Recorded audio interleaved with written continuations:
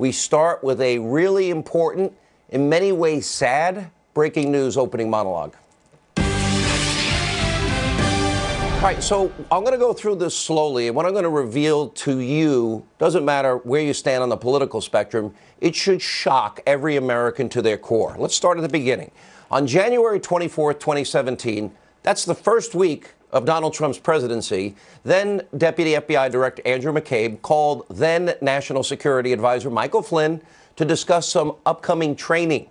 The conversation quickly turned to a casual request from McCabe to Flynn that he speak with FBI agents about his overseas communications, which we now know were surveilled by federal officials. Remember, Flynn was the incoming national security advisor. It would not be unusual for him to have discussions with foreign leaders and soon-to-be counterparts. What is unusual is this. We know Flynn's surveillance, the unmasking, the lack of minimization of his name, and the leaking of raw intelligence by the outgoing administration, the Obama administration, is beyond rare, likely illicit in terms of its actions. In other words, a crime. But having done nothing wrong himself, Flynn agreed to the meeting the very same day at the White House. He also agreed not to have any attorneys present per Andrew McCabe, the deputy FBI director's request. McCabe literally told General Flynn a lawyer was not necessary. McCabe, who would soon be fired himself for lying, told him this. Now, during the meeting, Flynn was casually questioned by two FBI agents, including, there he is, Peter Strzok. You know, the guy that loathed Donald Trump, the man that said Hillary Clinton should win 100 million to zero, the man with the insurance policy and the media leak strategy against the new president, should he happen to win, the man who was ultimately fired because of his extreme anti-Trump bias. Well, according to the FBI's report of the meeting, that's known as a 302, where they discuss the meeting with somebody they talked to. It's called a 302. Agents did not on purpose warn General Flynn about any potential crimes, and they didn't ask him to explain or clarify any inconsistencies in his answers, and because they wanted him to be, quote, relaxed. This is, by its very definition, a perjury trap. You don't tell somebody you're really investigating, let's put him in a relaxed position, let him talk to us, and then, by the way, you don't need a lawyer. Now, as we speak, Lieutenant General Michael Flynn's life, it has been on hold for a long time. He's awaiting sentencing for allegedly lying to investigators during that meeting, a meeting so unusual that even fired FBI Director James Comey himself has now admitted was not standard operating procedure. And he actually, this is the sickest part of it, bragged that he ordered it anyway because he thought he could get away with it. This is what we've been telling you. Abuse of power, corruption, not rank and file FBI, the highest levels at the FBI and the DOJ. It shows you this. Week one of the Trump administration, the fix was in from day one. Watch this. You look at this White House now, and it's hard to imagine two FBI agents ending up in the same room. How did that happen? I sent them.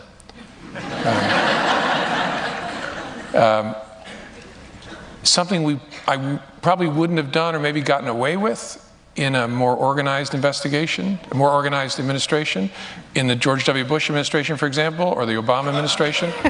The protocol, two men that all of us have perhaps increased appreciation for over the last 2 years. And in both of those administrations, there was process. And so if the FBI wanted to send agents into the White House itself to interview a senior official, you would work through the White House counsel, and there'd be discussions and approvals and who would be there. And I thought, it's early enough, let's just send a couple guys over. I wouldn't have tried. I wouldn't have gotten away with this in a prior administration. Really? This is week one of the Trump presidency. Isn't the name of Jim Comey's book A Higher Loyalty? Wouldn't that be to the United States Constitution, the rule of law, equal justice under the law? Does that sound like a virtuous public servant to you, or someone trying to trap Lieutenant General Flynn? From day one, this is how these corrupt officials, again, not rank and file, treated a duly elected president, his first week in office, a 33-year, three-star veteran hero, 5 years in combat. And here we have James Comey fired for mishandling the Clinton investigation. He, too, wanted Hillary to win. Andrew McCabe, he set up the meeting on the phone and said, you don't need a lawyer, fired by the FBI for lying. And one of the agents meeting with Flynn, Peter Strzok, of course known, fired for his rampant anti-Trump bias. In other words, the three main people initially involved in the Flynn case have been fired. Think about that. One day after learning about the shady interrogation tactics from the FBI, well, there's a judge, U.S. District Judge named Emmett Sullivan. He has now ordered the special counsel to turn over all of the government's documents related to this questioning of General Flynn. By the way, by tomorrow, a rare move from a federal judge, which brings us to a shocking new development. The Federalist pointed out something that was brilliant. What could be, in my mind, a major bombshell inside the Flynn sentencing memo. They pointed out footnote 23. Footnote 23 references the 302 memo of August 22nd, 2017. Flynn's interview was in January the 24th, 4 days into the presidency. Flynn's interview with the FBI happened way back when. Now, here's the problem. Flynn's interview with the FBI on January 24th, 2017, the 302 is written 7 months later. Now, in text messages, unfortunately, for Peter Strzok and Lisa Page, they seem to reference Flynn's interview, his 302, being completed on February 14th. And meanwhile, James Comey, he references reading this 302 before he was fired in May. So the question remains, why was a new 302 drafted in August by the special counsel? What information had changed?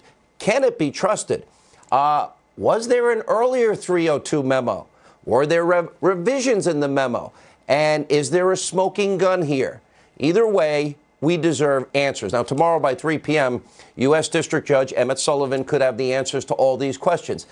That's how long he's given the special counsel to turn over these documents related to the FBI's interview of Lieutenant General Michael Flynn. This is the same judge who dismissed the corruption convictions, 8 convictions, of Republican Senator Ted Stevens after discovering rampant misconduct from federal prosecutors in that case, including what he called a blatant attempt to withhold exculpatory evidence. Now, we have been pointing out, and it's important to note, that the lead prosecutor in the special counsel investigation, Mueller's pit bull, Andrew Weissman, we talked a lot about him, and Jeannie Ray, who worked for the Clinton Foundation. But Weissman in particular, he's the pit bull, has quite a track record with exculpatory evidence. In the case of Anderson Accounting, the Supreme Court, remember, overturned Weissman's prosecution 9-0. Doesn't happen that often. In the case of 4 Merrill executives who went to jail for a year, the Fifth Circuit Court of Appeals overturned those convictions. Whole year of their life gone. After Weissman was also rebuked for what? Withholding exculpatory evidence. Why would Mueller ever hire that guy? Now, tonight, whatever happens in the case of Lieutenant General Flynn, the damage is done. Legal bills have cost this man his home, wrecked his finances, destroyed his impeccable reputation, 33 years in the military, 5 years of combat duty, tours in Iraq and Afghanistan. Here's our question tonight. Is this how we are going to treat American servicemen and women, war heroes? Because if it is, nobody's safe. This is not how a fair justice system is supposed to operate in a constitutional republic. Instead, this is the sad part to me, everything we've been telling you about for nearly 2 years, we are facing a 2-tier justice system where anybody apparently associated with Trump is going to be targeted. Democrats, they seem to always get off scot-free. And that, of course, includes Hillary Clinton. But breaking today, we learned some damning new information about her bought and paid for dirty dossier. You know, the law firm that hired Christopher Steele, well, the law firm actually funneled money to the Fusion GPS, the op research group, to put the seedy document together. That was Perkins Coie. Well, he considered using Christopher Steele, the findings to challenge the 2016 election results in court.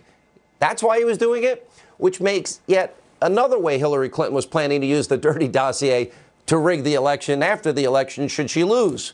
And of course, this was all done with the money funneled through a law firm as a legal expense, not a political expense. Sounds like campaign finance issues. A lot of people in the media are interested in that topic, but not with Hillary. Yet no investigation into that campaign finance violation. The question we all have to ask ourselves is why? Now, it should be obvious. Her last name is not Trump. She's not anyone who supports Trump. So she has a whole different justice system, one that Trump supporters don't have. We'll have a lot more on this later, but also tonight.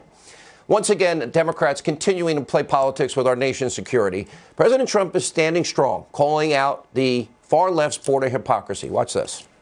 Fact is, they've always supported fences and walls and partitions, but you know what? They only don't want to do it because of me. We need to have the wall. We need border security. Whatever it takes to get border security, I will do it. We've done a really fantastic job with what we have. We can do an almost perfect job if we have the wall and proper border security. And that's what we're going to do for the American people. It's really stunning. Democrats say they want border security. They sounded like Donald Trump in the Obama years, but when it comes to making it happen, they stonewall, they deflect, they distract, they reveal their true open borders agenda. Now, despite overwhelming evidence that walls actually work, just this week, the Department of Homeland Security released new details on the progress that we have made since President Trump got into office on the border barriers in California, Texas, explaining that as of November 21st, 2018, Customs and Border Protection, they have constructed more than 31 of the 40 miles that were authorized by Congress last year, the remaining 9 miles scheduled for completion soon, adding that, quote, the bottom line, walls work. When it comes to stopping drugs, illegal aliens across our borders, border walls have proven to be extremely effective. Take a look at the before and after photos from the DHS of the El Centro border in, well, there you can see Southern California. And while those are encouraging results, there's a lot more to do, which is why the president is forging ahead with his demand for $5 billion to fully secure our country. It's a national security issue, make people safe on both sides of the border. We learned of a horrible tragedy tonight. A 7-year-old girl from Guatemala died of dehydration and shock after crossing into the U.S. illegally with her father in the remote New Mexico desert. It's like I have been saying over and over again, a wall can prevent these types of heartbreaking stories once people know they can't get in. They're not going to come. It's a treacherous journey, dangerous. They ran out of food and water, apparently, for days before she crossed into this country. A tragedy that can be avoided. It's also an issue of national security. We're also learning a suspected terrorist is the one leading the group of Central American migrants demanding $50 grand in reparations from the U.S. each to return home. Name is Alfonso Guerrero Aloa, is suspected of the 1987 bombing in Honduras that wounded 6 American soldiers. And of course, as I've said many times, look, most people I'm sure come here because they want more opportunity for themselves and their family, but a wall with a big door is the way to do it. We'll do it legally for everybody. Now, they want a better life. But even if illegal immigrants, with the best of intentions, it comes at a major cost to you, the taxpayer. Look at this recent study for each illegal immigrant that does successfully cross our border. Well, it costs you, the American people, 70 grand per year. The fact is, we must have the ability to, A, vet anyone that wants to come into our country for our security. And now more than ever, we need a border wall. Common sense strategy actually works. The safety and security of the American people should always be a top priority for any U.S. president. Don't let the media, by the way, scare you about a government shutdown. Most of the government stays open. They don't shut down, including employees essential to national security, health, safety. Even the Postal Service will stay open. And yes, Grandma and Grandpa will get their Social Security checks. And I'll tell you one other thing. I will support anyone that's furloughed. They should get their full back pay. They should not be victims of what is a serious, important battle over our national security. And this holiday season, with so many servicemen and women away from their families, protecting our freedoms every day, keeping us safe. Remember, First Lady Melania Trump took some time to visit those soldiers. I was lucky enough to catch up with her aboard the USS George H.W. Bush. We give you a quick preview of part 2 of that interview. Even your young son has been brought into this at times. That doesn't, that would make me angry. Does that make you angry? It does make me angry because children should be off limits. And I protect him and I want to give him normal life as possible. This is not normal life, but I like to protect him and give him the childhood that he deserves. And that's something we could all agree with. We'll have part two moments away. But first, joining us now with reaction to all the latest, Lieutenant General Flynn News is The Hill's John Solomon, Fox News contributor Sara Carter, Fox News legal analyst, #1 best-selling author, The Russia Hoax, Gregg Jarrett. Gregg, let me start with you in particular here. I think the Federalists did a pretty good job because those text messages of Strzok and Page kind of refer to a different 302. Right. And I hear about a different 302 that Comey told Trey Gowdy that he likely read. Yeah, 7-month gap between the interview and the date on the 302. Normally, there are 3 dates on a 302, the date of the interview, date of the draft of the 302, date of the supervisor's signature. No more than 3 or 4 weeks should there be a gap. 7 months, it suggests that exculpatory evidence was redacted or excluded. In other words, they falsified information and concealed other information. And if you doctor or phony up a 302 and present it to a court, I mean, that's a violation of the due process of Michael Flynn. It's also arguably obstruction of justice. It looks like Judge Sullivan, who initially ordered 10 months ago to hand over this stuff, is now ordering them again. Give me those 302s by 3 o'clock tomorrow. This is on the eve of the sentencing. And if he finds that they falsified evidence, he can throw out the guilty plea of Flynn and set him free. Why do I think we're headed in that direction? Sara, you know, the interesting thing about this judge, Judge Sullivan, is he was so angry at the abuse of power back then in the Ted Stevens case, and he overturned that case. Ted Stevens' career was ruined by that point, but putting that aside, he ordered a special investigation into the investigators. He was so pissed off in a 14-minute rant that, as described by the New York Times, as brutalizing the people that prosecuted Ted Stevens. Well, absolutely, Sean. And Ted Stevens is a perfect example of why Judge Sullivan, now who's sitting and overseeing the Flynn case, is so important. You know, one of the things that Gregg said that's really important here is that gap, that timeline gap, that 7 months. It shouldn't even be 3 or 4 weeks. That's only in extenuating circumstances when an FBI agent is out in the field, maybe interviewing someone in a region where they can't have access to a computer. In a case such as this, with such high profile, I spoke to multiple, I don't want to say who, but multiple former senior FBI officials that said it has to be within 5 days, for recollection. That way they can go back to their notes. They have full recall of what happened during that interview. So what Judge Sullivan needs to ask for is the workflow chart. That workflow chart will show everything, not just the 302s, but the workflow chart, because that'll show who approved it, who it was sent to, and the date that the notes were put into the system, into the FBI system. But you know, once they have that, I think that they'll have the answers. And John, what it shows more than anything, this was week 1. McCabe's actions, Strzok's actions, Comey's actions, Comey's admission on that tape.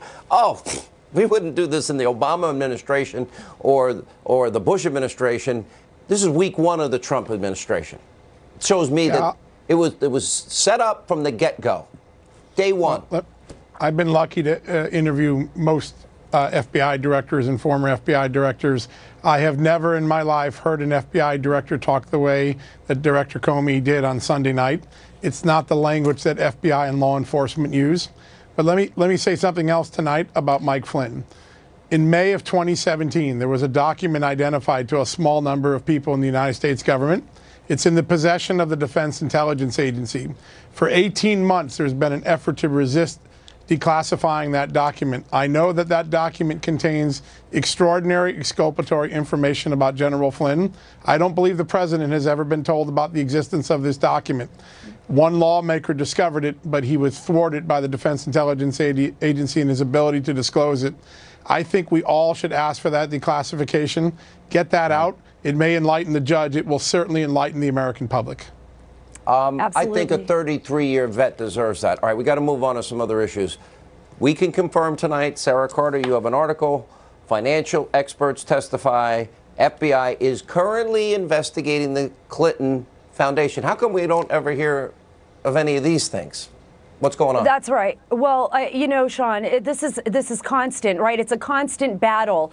John Solomon, John originally wrote the story about these whistleblowers. They testified today on the Hill to Chairman Mark Meadows and, you know, his House Oversight and Government Reform Committee that they were questioned by the FBI. They turned over the information to the FBI, and under some pretty brutal questioning, one of the investigators, a financial expert, by the way, they were very straightforward with the fact that they paid for their own investigation into this. They do this with other charitable foundations in order to seek the truth and, yes, to make money, because once they expose this and give it to the IRS does pay them for their investigations. So they basically admitted that the FBI is actually investigating the Clinton Foundation, and it's been ongoing. John, it's huge.